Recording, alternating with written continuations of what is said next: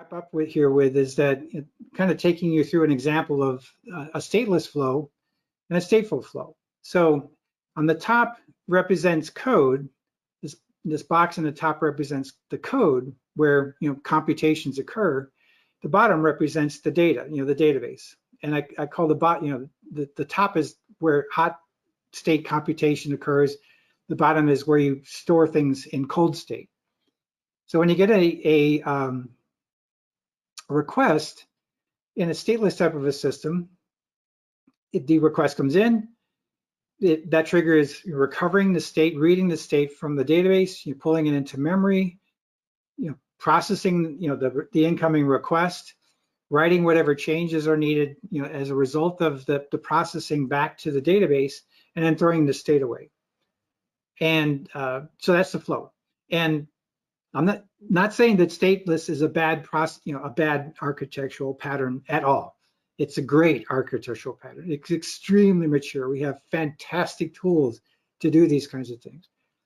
But when you're getting into performance types of situations, you have to consider the consequences of using this approach. And is there a way maybe to go faster? So that's the only reason I'm showing this. Not that stateful is bad in any way. It's a great pattern. Nothing wrong with it. So anyways, another command comes in, read the state from the database, get it in memory, run your processing, save it. So just repeat this cycle where we recover the state, get it in memory, but we can't keep it there because of the nature of the way the stateless systems work. So we constantly have to go through this cycle. So it's the reads that we're doing over and over. The writes are unavoidable. When you make a change, you want to get it written to a safe place as quickly as possible, within a normal transaction. So that's the stateless flow. Now let's take a look at the stateful flow. So we still have the same thing. We have the code at the top, the cold state, the data at the bottom.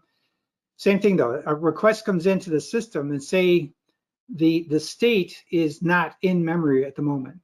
So we have to recover the state from the database. So we read the state from the database. Now it's hot in memory. We process that request.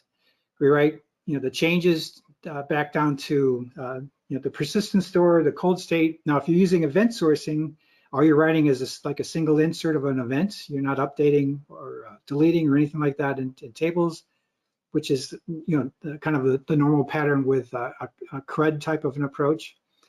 So the next command comes in. Well, the state's already hot in memory.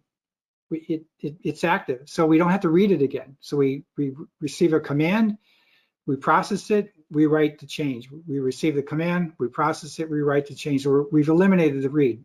So that can definitely take some load off the database, which helps because when you want to, if you're pushing a system fast and you want to go a lot faster, if you can take some load off the database, it's going to help you go faster. It's going to help the database go faster.